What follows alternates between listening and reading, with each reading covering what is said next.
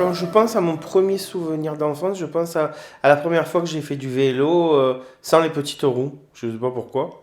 Mon père il était tellement content que c'est ce souvenir-là que j'ai. En plus, je vois mon père heureux. Ouais, c'est ça. J'ai pas une passion pour le vélo, mais bon.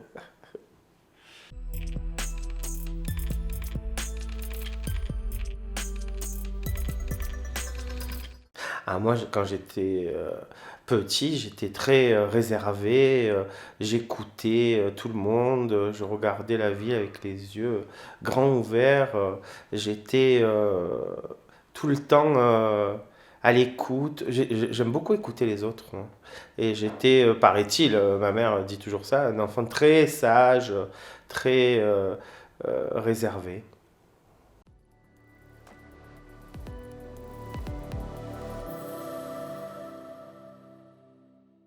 Je trouve que écouter les autres, c'est la plus belle chose. Savoir écouter aussi.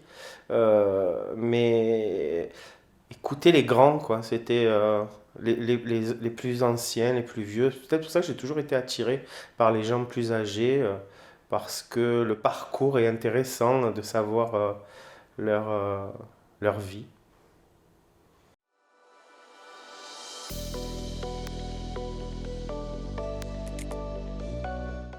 Quand j'étais vraiment tout petit, je voulais être vétérinaire. Ça, c'était la passion pour les animaux. D'abord, j'ai toujours eu des animaux dans ma vie. Mais très vite, je suis allé au théâtre avec ma mère un soir, voir une pièce de théâtre avec Jacqueline Maillan.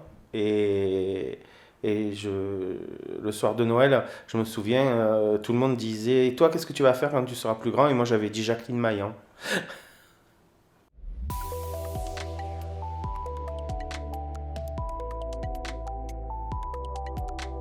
Oh, mes parents m'ont appris le, le non-jugement. Mes parents n'avaient jamais d'a priori sur les gens. On était très très ouverts. Enfin, en tout cas, eux, ils étaient très ouverts à toutes sortes de gens. Il n'y avait pas de souvenirs de critiques, de racisme, de choses comme ça, quoi. Mes parents, on vivait dans un village. Mon père tenait le bistrot du village, donc tout le monde venait, quoi. C'était formidable.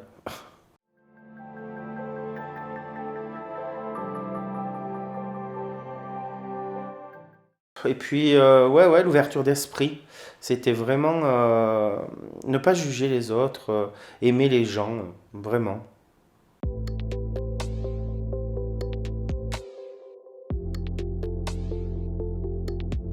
Mon père tenait le bistrot du village et ma mère était coiffeuse, elle avait un salon de coiffure. Et j'ai baigné dans ces deux univers en fait.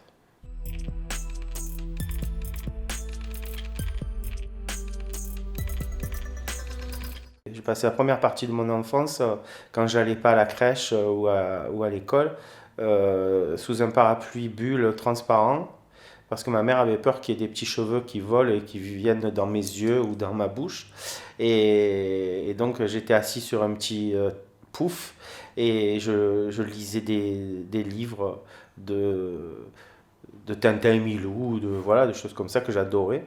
Et sous un parapluie bulle transparent.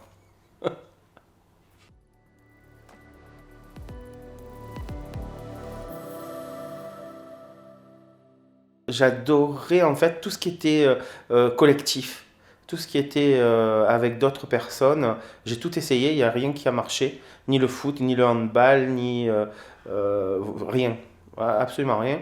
Et puis après, donc j'ai fait du cheval, je me suis rapproché des animaux encore une fois, et j'ai fait des compétitions, j'ai fait beaucoup de choses. Puis après, j'ai tellement grossi très vite que c'était plus possible.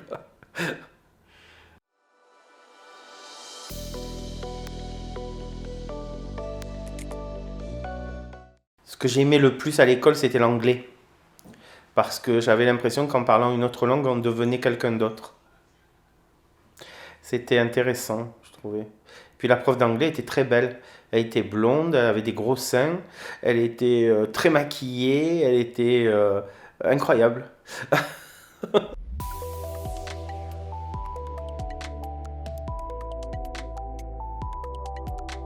Et puis paradoxalement, la prof de maths était très laide et donc j'ai détesté les maths.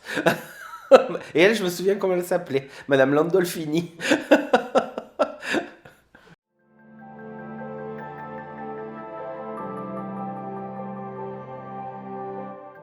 En plus, moi, c'était une école privée catholique tenue par des curés qui s'appelait Tour Sainte, à Sainte-Marthe, dans les quartiers nord de Marseille. Donc, c'était un endroit, tu rentrais, tu avais l'impression que c'était une autre vie. Tout était beau. Et comme mon grand-père avait payé la rénovation de la toiture de l'église, alors moi, j'avais tous les droits. Donc, il m'adorait. Ça, voilà, c'était déjà le pouvoir de l'argent, quelle horreur. Et, et tous ces curetons, là, je les détestais en fait. Et c'était, ça a été un choc parce qu'en fait, quand je suis allé au lycée, c'était plus du tout pareil, quoi. Et puis surtout, je n'avais connu que ça, donc de la maternelle jusqu'à la fin de la troisième. Donc on m'a sorti de cet univers et j'ai rien fait. J'avais pas trouvé ma place, quoi. En un an, c'était pas possible et j'ai arrêté mes études. Et puis bon, c'est à cette époque-là que j'ai réussi à me faire inscrire au conservatoire et donc il n'y avait plus que le théâtre qui m'intéressait.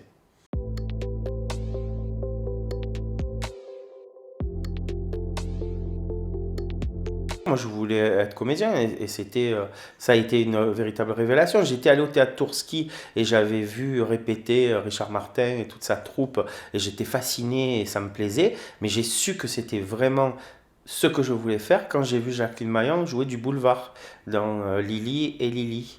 Et c'était une pièce de Barrier et Grédy. Et j'ai dit, moi, je veux faire ça.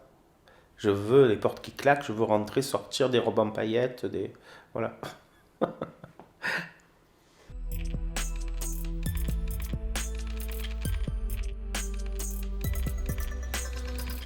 Des bêtises, j'en ai pas fait beaucoup. La seule chose que j'ai faite et que je regrette énormément, que j'ai regretté tout de suite d'ailleurs, dès que je l'ai faite, c'est que mon grand-père avait une locataire, une vieille dame très âgée, et cette vieille dame, elle vivait dans cet appartement à côté du bar de mes parents. Et, et quand j'allais chez elle, elle me montrait toujours un gros bracelet en or qu'elle avait, qui était magnifique, tout en or avec des pompons qui pendaient, il était très beau. Et elle me disait toujours, je crois qu'elle n'avait pas d'enfant, qu'elle n'avait pas de famille, elle me disait toujours, le jour où je meurs, il sera à toi. Et un jour, je lui ai piqué. Je suis parti avec. Et elle s'en est rendue compte tout de suite parce qu'elle l'adorait, elle le regardait je sais pas combien de fois par jour. Et donc, il y avait que moi qui allais chez elle. Et donc, je me souviens de la colère de mon père. Et je devais avoir 12 ans, quoi. Et j'avais pris une raclée, mais alors, un truc horrible. Et elle disait, non, non, ne le frappe pas, de toute façon, c'est pour lui. Elle disait... Et mon père disait, mais il n'avait pas à le prendre. Et je me souviens de l'adage, qui vole un œuf, vole un bœuf. Et c'était... mon Dieu, ça m'a traumatisé. Et depuis, je suis incapable de voler un truc dans un supermarché. Même, je sais qu'il y a plein de gens qui volent des maquillages, des trucs et tout ça. Moi, j'ai jamais pu, hein. Ça se verrait sur ma tronche, mais alors ce serait...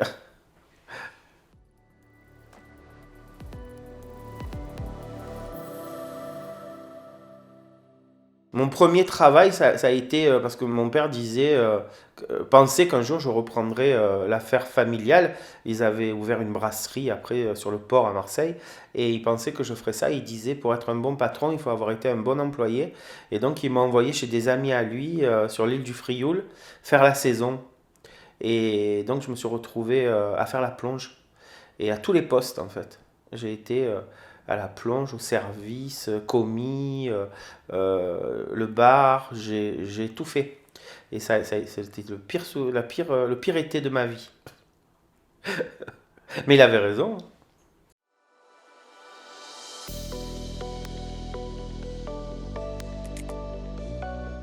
J'ai jamais été aussi radical. J'ai pas dit non, je le ferai pas parce qu'après je l'ai fait. Mais non, non, non. Mais je trouvais que c'était bien d'apprendre, de voir aussi bah, qu'il n'y avait pas que des patrons, quoi, qu'il y avait des gens qui travaillaient dur, quoi.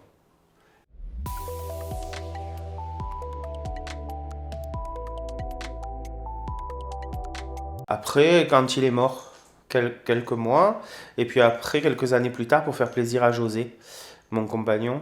Il voulait avoir un restaurant à lui et on a ouvert un restaurant. Là, je voulais pas trop, mais bon, c'était pour lui faire plaisir.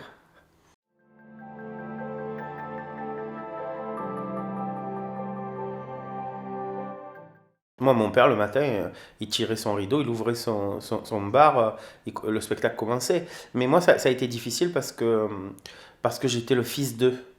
Et arrivé, et on disait, oh là là, il a rien à voir avec son père, il n'est pas comme son père et tout ça. Ça a été assez compliqué. Mais je me suis surpassé.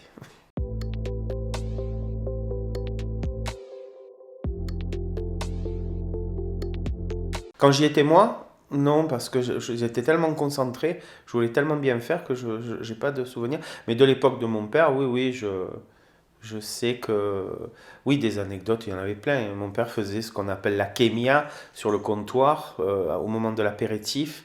Et les gens prenaient l'apéritif et il y avait sur le comptoir toutes sortes de choses à boire et à manger. Et moi, je ne comprenais pas pourquoi c'était toujours très épicé et très salé. Et mon père me disait toujours, bah, c'est pour qu'il picole.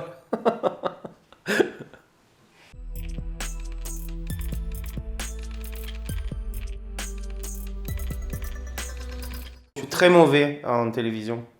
Je suis très mauvais, je sais pas faire. Je sais pas faire parce que c'est pas vrai. Et puis moi, j'ai pas fait ce métier pour faire de la télévision. J'ai fait ce métier pour faire de la scène et pour être face à un vrai public, pas un public où on dit maintenant vous applaudissez, maintenant vous riez, maintenant vous...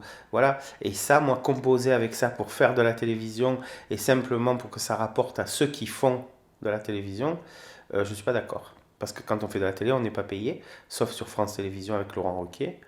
Euh, mais où là, on s'amuse vraiment, parce qu'on est une bande. D'ailleurs, la seule émission dans laquelle je me sens bien aujourd'hui, c'est Les grosses têtes de Laurent Ruquier.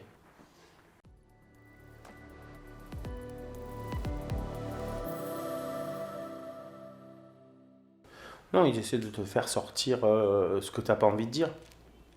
Ils cherchent que ça maintenant. Surtout si tu penses à Cyril Hanouna. La pire émission de ma vie. Déjà, c'était pas mon public, donc j'avais rien à faire là. Je regarde pas cette émission. Mon attaché de presse, il m'a emmené là. Je voulais pas y aller. On m'a dit, mais si, tu vas raconter des blagues marseillaises. Et moi qui ai fait ça toute ma vie avant d'être connu, dans les restaurants, raconter des blagues, j'ai gagné ma vie avec ça pendant des années, donc je sais faire. Hein. Ben là, je n'ai pas été capable. Je ne l'ai pas bien fait. Je suis arrivé, j'avais fait mes fiches avec mes blagues. On m'a dit, ah non, celle-là, c'est pas possible, on l'enlève, celle-là, c'est pas possible, on l'enlève. Puis on les a données à quelqu'un d'autre qui était sur le plateau. Donc, c'est assez terrible, quoi. Mais je l'ai pas, on l'a vu. On a vu. Et les gens qui me suivent et les gens qui m'aiment et tout ça, ils n'en ont pas voulu à moi. Ils ont compris à quel point j'étais mal et gêné. Et ils en ont voulu aux autres.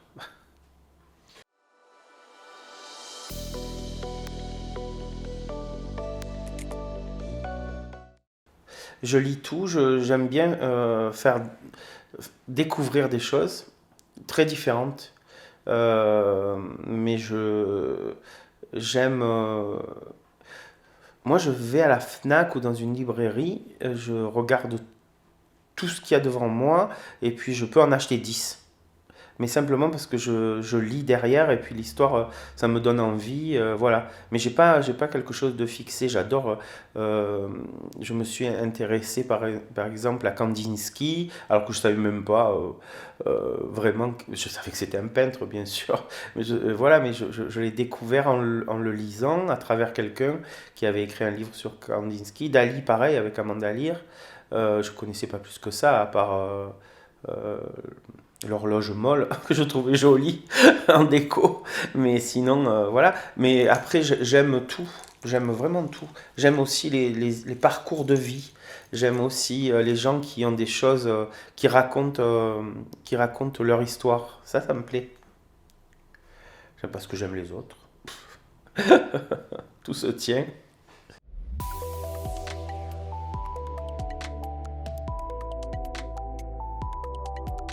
Après j'adore Zola, hein. Mais enfin ça fait trop. Ça va pas avec le personnage. Et elles se disent, elle a lu que Martine, Martine à la plage, Martine à la ferme, Martine fait du vélo.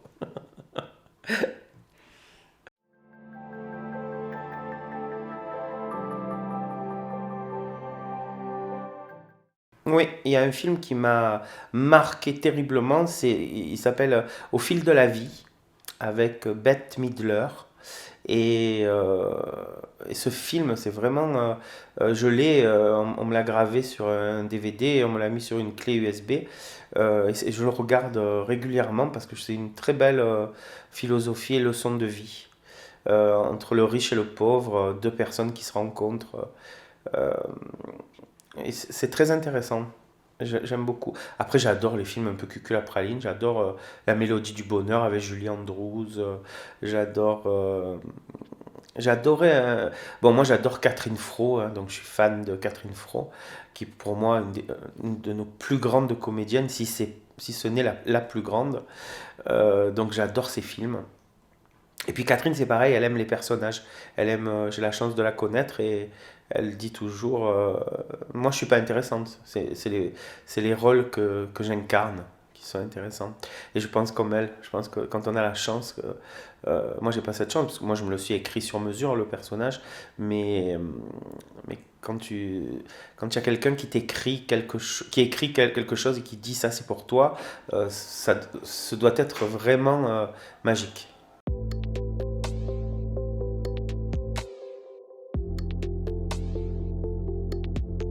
La musique, moi j'ai toujours été très variété française, hein. Moi j'adore la variété française et aujourd'hui encore ça va de vieilles chanteuses, entre guillemets, je veux dire de grandes chanteuses à carrière, comme on dit, que ce soit Sylvie Vartan, Michel Thor, voilà, ou les années 80, ou maintenant Julien Doré, ou Angèle, ou Clara Luciani, voilà, moi j'aime la variété française.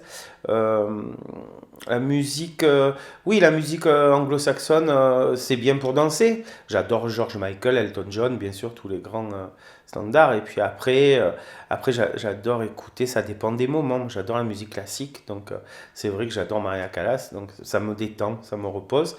Mais je peux très bien écouter du jazz. Bon, alors pas du jazz pur, parce qu'il faut connaître, mais j'aime bien Joan Baez, j'aime bien, voilà.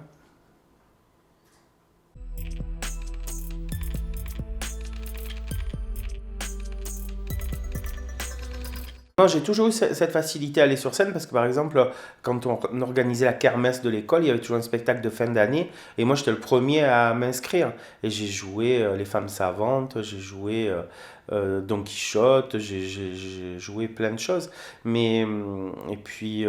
Puis j'ai toujours aimé ça. Je faisais des spectacles dans le garage de mes parents avec mes voisines, avec ma meilleure amie Martine Mallory qui est une chanteuse des Penn Mirabeau et qui est toujours mon amie d'ailleurs depuis l'école et avec qui voilà on a fait des choses comme ça quand on était enfant. Mais après non, au conservatoire c'était sérieux. Irène Lamberton, on rigolait pas. On apprenait toutes les fables de La Fontaine, la diction, la respiration, la présence sur scène, les intentions, enfin tout.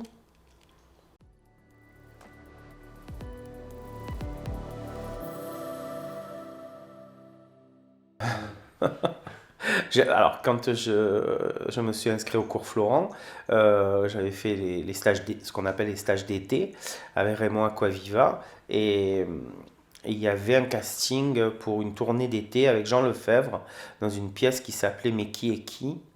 Et il cherchait un jeune garçon de mon âge pour jouer le fils de Jean Lefebvre. Et ça a été ma première tournée d'été, mes galas d'été, dans la Mercedes de Jean Lefebvre avec ses deux putes, une de chaque côté. Et, et c'était très drôle.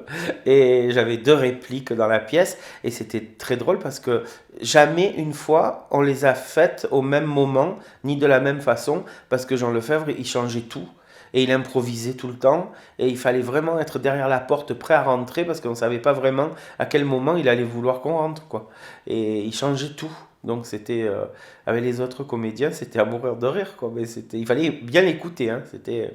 Puis il était très très généreux, très drôle, c'était une star, hein. C'était une grande star du théâtre.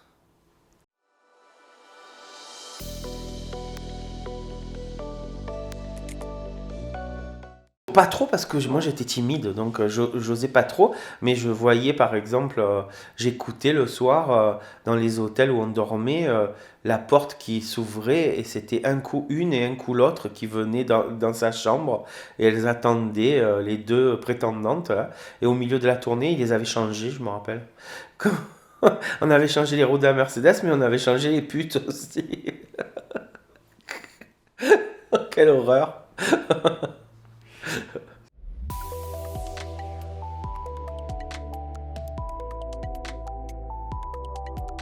Moi, j'ai pas de nostalgie. Moi, je vis toutes les choses pleinement. Là, on parle de la guerre en Ukraine beaucoup, mais on a parlé de la guerre du Golfe il y a quelques années aussi. On a parlé euh, de plein de choses terribles, mais les choses terribles, il y en a tout le temps. Là, on a eu ces 2 ans et demi de Covid terribles, mais bon, tous les ans, il y a des gens qui meurent, hein. Puis moi, j'ai une relation avec la mort. J'ai pas du tout de problème avec ça. Donc, c'est comme ça, les choses, c'est écrit, ça doit arriver. Voilà, il faut que ça se passe. Et puis, l'être humain est très fort de toute façon, on se remet de tout. Moi, j'ai perdu des êtres très chers et j'ai cru que j'allais pas survivre à ça. Et puis, je me rends compte que finalement, plus le temps passe et plus on survit à tout ça. Puis avant, c'était comme ça, il y avait toujours une guerre et il y avait des gens qui mouraient. Et grâce à ça, ben, l'économie du pays recommençait. C'est affreux, mais c'est comme ça.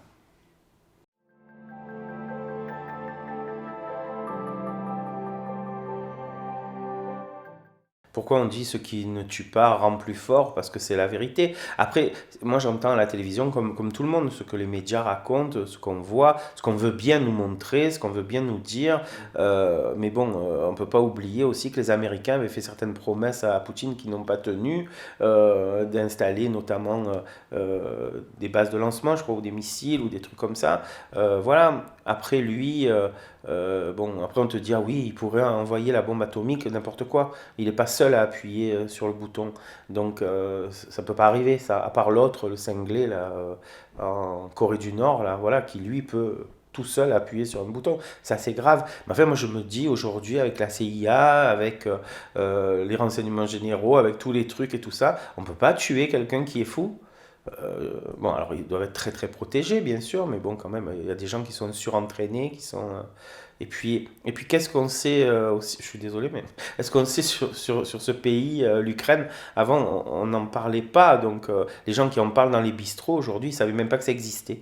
Donc il faut arrêter ce genre de choses. Il faut laisser les gens s'exprimer. Ce qu'on voit à la télévision, c'est affreux. Qu'on tue des enfants, que des civils, des gens. Mais on peut faire quoi? Rien.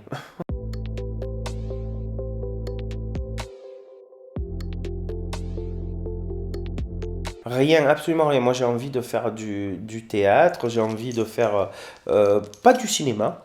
C'est curieux, mais ça m'a jamais vraiment intéressé. C'est comme la télévision, ça. Mais en fait, il y a l'envie d'aller sur scène, mais je sais pas comment. Et ce sera une rencontre un soir dans un cabaret où j'ai été fasciné par des hommes qui jouaient des femmes. J'ai vu chez Madame Arthur des garçons faire Sylvie Vartan, Dalida, Mireille Mathieu et tout ça. Et j'ai trouvé ça incroyable, quoi. J'ai trouvé ça drôle. Et puis je voyais tellement les gens rire, taper dans les mains, être heureux, s'amuser et tout ça, que j'ai dit, moi aussi je veux faire ça. Et donc c'était parti. J'ai, j'ai mis un pied dans cet univers-là et ma vie a été pendant 20 ans une partie de rigolade, quoi. Je n'ai fait que rire. Quand j'ai rencontré Coccinelle, de ce jour-là, ça a été, elle m'a emmené dans son tourbillon, dans sa folie. Elle m'a déguisé, elle a créé l'artiste qu'elle voulait à ses côtés. Elle m'a façonné à son image. Elle m'a tout appris de ce métier de musical et de cabaret. Et ensuite, c'est ma rencontre avec Michou qui a fini. C'est pour ça que mon livre, je dis, c'est écrit l'héritier de Coccinelle et de Michou parce qu'ils m'ont appris ce métier.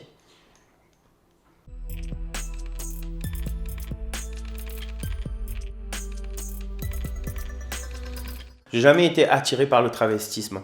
Ça a toujours été un personnage. D'abord, j'ai interprété au départ que des des femmes, parce que dans cet univers de cabaret, de transformisme, on fait ça.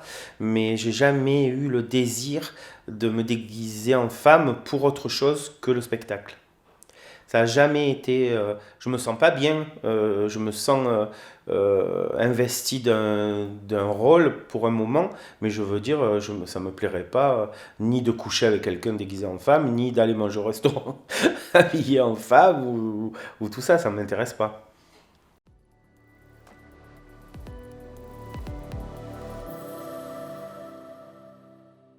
Pas dangereux, mais je ne vois pas pourquoi je me mettrais en danger, justement, de quoi que ce soit. Mais aujourd'hui, bon, quand je sors comme ça dans la rue en ziz, bah, les gens viennent me demander de faire un selfie ou un autographe. Parce que je suis tous les jours à la radio, parce que voilà, puis parce qu'il y a une notoriété, le personnage existe, voilà, mais après ils sont pas agressifs, hein. Moi, j'ai jamais eu d'attaque homophobe, j'ai jamais eu d'attaque. Ziz, elle est pas sexy, c'est pas une drag queen. D'abord, les gens ne parlent pas du personnage de Ziz, ils parlent de Ziz tout court. Elle est rentrée dans toutes les familles, dans tout, comme Ziz, une Ziz, voilà. Ils s'en foutent que ce soit un mec qui joue Ziz. Complet. C'est Ziz.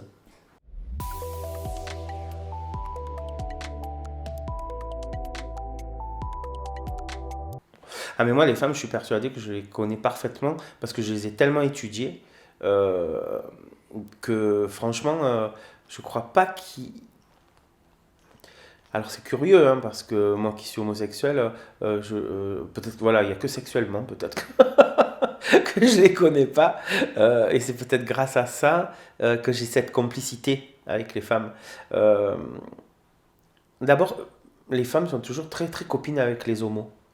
Il y a toujours, moi je sais que j'ai plein de copines, hein, et puis elles ont toujours, elles se confient, elles ont, voilà. Et je sais pas si c'est cette part de féminité qu'on a en nous, qu'on a tous en nous, et qui, Charlie qui ronfle, et qui fait qu'on est très proche. Mais oui, non, les femmes, je suis, j'adore les femmes.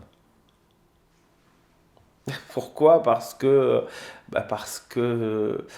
femme, elle sait, d'abord, derrière chaque grand homme, il y a toujours une femme. Il n'y a qu'à voir Macron avec Brigitte, Jacques Chirac avec Bernadette, voilà, il y a toujours.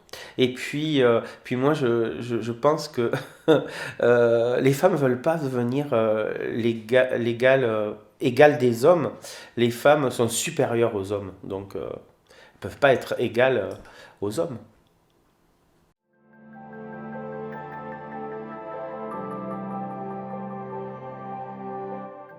Ah, il n'y a rien de pire que d'être une femme. Ça, c'est terrible, parce qu'une femme, elle a toujours froid, parce que quand tu es en jupe avec des bas, tu peux pas avoir chaud, même si c'est des bas en laine ou tout ça, c'est pas vrai, t'as pas chaud. Tu as toujours mal aux pieds, parce qu'il n'y a aucune chaussure qui est confortable pour une femme. Puis tout, la façon de s'asseoir, la façon de se mouvoir, un soutien-gorge, c'est horrible. Ça rentre dans la peau, c'est affreux. Un string, mais c'est horrible. Des bas, mais c'est affreux. Avec des porte-jartelles, avec tout ça. Bon, après, maintenant, c'est un peu fini tout ça, hein. Les femmes, bon, s'habillent un peu comme des mecs, elles portent des jeans, des baskets. Mais les vraies femmes féminines, tout ça, qui continuent. Et puis tout, on pardonne rien. Un mec qui vieillit, là, il a les cheveux blancs, oh, il est devenu super beau et tout. Une femme, si elle ne fait pas la couleur, si elle ne fait pas tout ça, on va dire, oh, elle a vieilli, t'as vu. Et puis si elle était très belle, oh, t'as vu comme elle est devenue moche. Et puis si elle grossit, oh, t'as vu, c'est un boudin. Et les mecs, franchement, on est cool, quoi.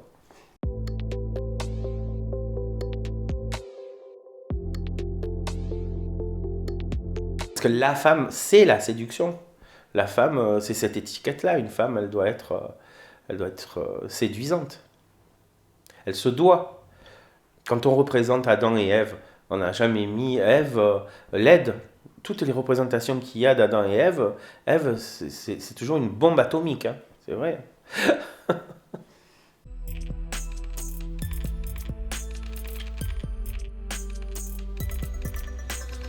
Elle a besoin? Non, on l'oblige. Je crois pas qu'elle en a besoin. Une femme au naturel, il n'y a rien de plus beau, enfin, moi je trouve, hein. Mais après, avec des artifices, elle devient encore plus belle. Euh, un homme, euh, il est brut, voilà.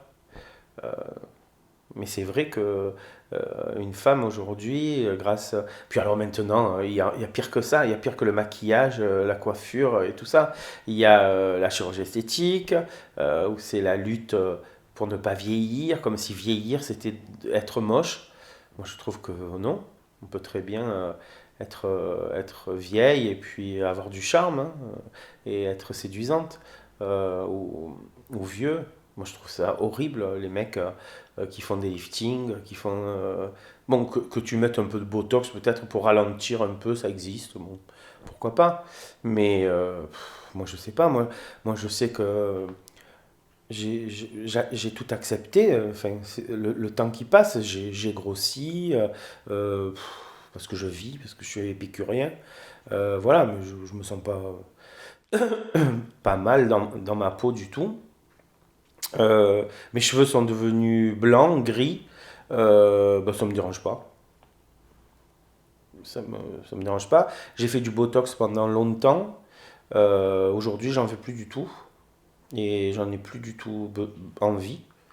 Euh, Aujourd'hui, je me sens tellement bien dans ma peau que j'ai pas envie de m'enquiquiner avec, avec des choses comme ça, quoi.